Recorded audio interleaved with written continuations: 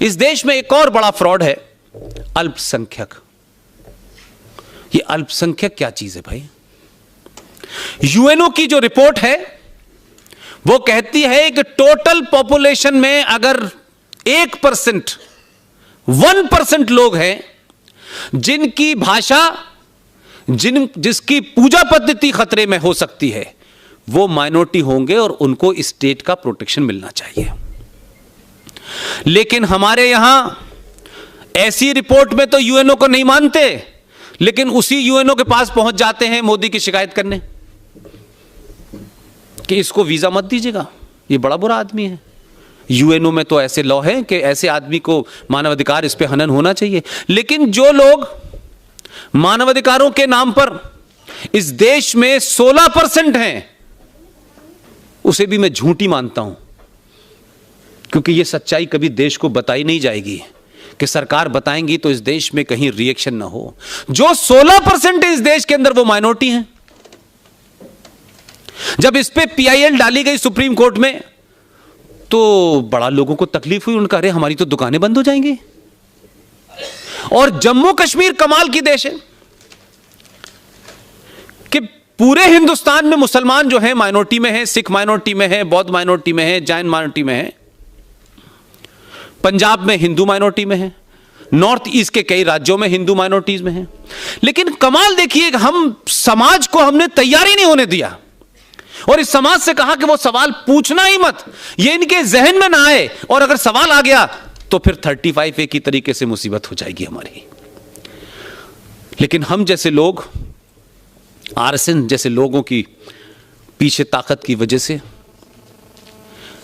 एक राज्य है लक्षद्वीप या पौंडीचेरी, उसका नाम है, 96% मुसलमान है वहां पर।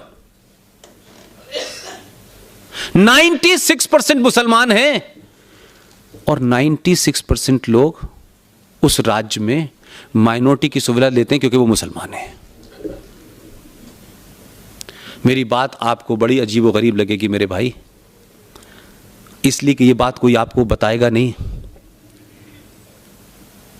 जम्मू कश्मीर में 70% मुसलमान है, 30% में डोगरा हैं, सिख हैं, जैन हैं, सरदार हैं, हिंदू हैं। जम्मू कश्मीर की मक्कारी देखिए, जहां गांधी जी को आप ही के राज्य के थे। 1947 में उन्होंने कहा अगर पूरे देश में मुझे हिंदू मुस्लिम की, भाई भाई की कोई रोशनी नजर आती है तो वो जम्मू कश्मीर में आती है। 47 में ऐसी रोशनी नजर आई कि 48 में कई हजार लोग मारे गए और वो सिलसिला आज भी बंद नहीं हो रहा है। अल्लाह करे जाने कौन सी रोशनी थी, चश्मा लगाए थे कि नहीं लगाए थे बापू हमारे। तो बापू को जहां रोशनी नजर आनी चाहिए थी वहां नजर नहीं आई, वहां नजर आई जहां आज हालत यह है कि उस हिंदुस्तान में, आजाद हिंदुस्तान में, और दुनिया के किसी मुल्क में मुझे ऐसी मिसाल नहीं मिलती माय डियर, कि उस देश के वो नागरिक जो मेजॉरिटी होने का दम नहीं भरते, मेजॉरिटी होने के कारण किसी को दबाते नहीं हैं, और मेजॉरिटी होने के बाद भी संविधान में वो प्रोविजन करके रखते हैं जिससे किसी को नुकसान ना हो। जब उन्हें मारा जा रहा था, जब मस्जिदों का इस्तेमाल किया जा रहा था, जब मस्जिदों में कश्मीर में हथियार रखे जा रहे थे, जब कश्मीर से बाकायदा नाम होता था, टीका लाल टपरू का नाम रात में अनाउंस होता था, सुबह उनके घर के बाहर चिप्पी लग जाती थी, मकान छोड़ दें या तो यहां रहें और औरतों को छोड़ के चले जाएं, नहीं कत्ल होगा। उन मस्जिदों का इस्तेमाल जब हो रहा था, खुलेआम हो रहा था, यह कोई छुपी हुई बात नहीं है। उन मस्जिदों का इस्तेमाल कर जब हो रहा था तो हिंदुस्तान का एक भी मक्कार, सेकुलर, नॉन सेकुलर, कम्युनल, धार्मिक, इमाम, मुफ्ती, कोई नहीं गया कि ये इस्लाम के खिलाफ काम कर रहे हो तुम। ये इस्लाम में नहीं लिखा है कि तुम किसी पे तलवार मख्स उठा के उसका कत्ल कर दो। जो तुम्हारा पड़ोसी है, जो तुमसे कम है गिनती में, तुम्हें बचाने की जगह तुम उसका कत्ल। एक मुसलमान नहीं मिला मुझे, पूरे देश में नहीं मिला मुझे, एक पार्टी के ऊपर इस देश के अंदर बवाल नहीं मचा, और सुप्रीम कोर्ट ने भी कभी इसका संज्ञान नहीं लिया कि हिंदुस्तान में अगर पहली कोई मॉब लिंचिंग हुई है तो 1984 में दिल्ली के अंदर 3,500 सरदारों को मॉब लिंचिंग में मारा गया, सुप्रीम कोर्ट चुप रही। 1990 में 3.5 लाख कश्मीरी पंडितों को, आपको एहसास नहीं है इस बात का, आपने वो चीजें नजदीक से नहीं देखी हैं, हम सब लोगों ने देखी हैं। ये बोलते बोलते मुझे वो पूरी तस्वीरें याद आने लगती हैं। 5-5 साल की बच्ची, 2-2 साल की बच्ची, एक ऐसी टीचर जिसने एक बच्चे को स्कूल में पढ़ाया, 11th में पढ़ाया, 12th में पढ़ाया, वो बच्चा जवान हो गया, उसने उस टीचर का रेप किया और मर्डर कर दिया। मानसिकता देखिए। कोई चाय सफर में हमारे साथ पी लेता है, तब भी हम उसके साथ दोस्ती कर लेते हैं और अपनी सीट पे बैठने की भी देते हैं। ये मक्कार कश्मीरी, इस देश के मुनाफिक और मक्कार मुसलमानों ने कोई रोना रोने नहीं गया वहां कश्मीर में कि हम इस मुल्क में हैं, गंगा जमुना तहजीब की बात करते हैं, भाईचारे की बात करते हैं, साथ साथ रहने की बात करते हैं। हम कश्मीर में जाएंगे और जब तक भूख हड़ताल पे बैठेंगे, जब तक कश्मीरी पंडित वापस नहीं जाएगा।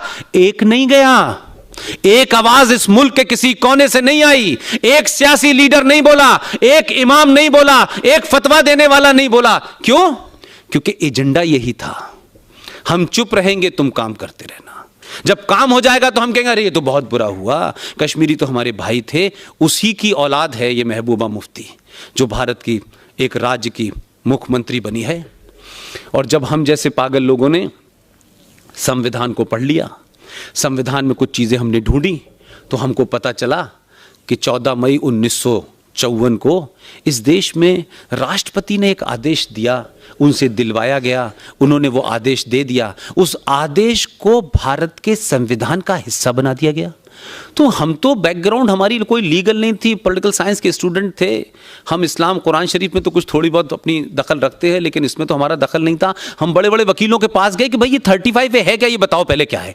तो कुछ ने कहा यार कुछ नहीं है, किसी को पता नहीं था, लीगल को भी नहीं पता था। कुल मिलाकर के 6 महीने में हमको ये समझ आ गया कि ये भारत के संविधान के साथ बहुत सोच समझ के एक फ्रॉड किया गया, और इस फ्रॉड को पता ना चले, लिहाजा इसके बारे में बात नहीं हुई। तो 370 को रटाए रहो, सुबह शाम रटाए रहो उसको, लेकिन असल बात नहीं बताई। और उस आर्टिकल 35A के अंदर जो 3-4 छोटी छोटी बातें हैं, मैं इसलिए कह देना चाहता हूं कि आज की ये सभा, गुजरात में सूरत के लोग इस बात के गवाह बने कि अगले 48 घंटे में जो कुछ सूचनाएं मेरे पास हैं, जो RSN के पास हैं, जो मैं समझ पा रहा हूं, जिसकी तैयारी हो रही है, उस मूवमेंट के गवाह बने आप लोग।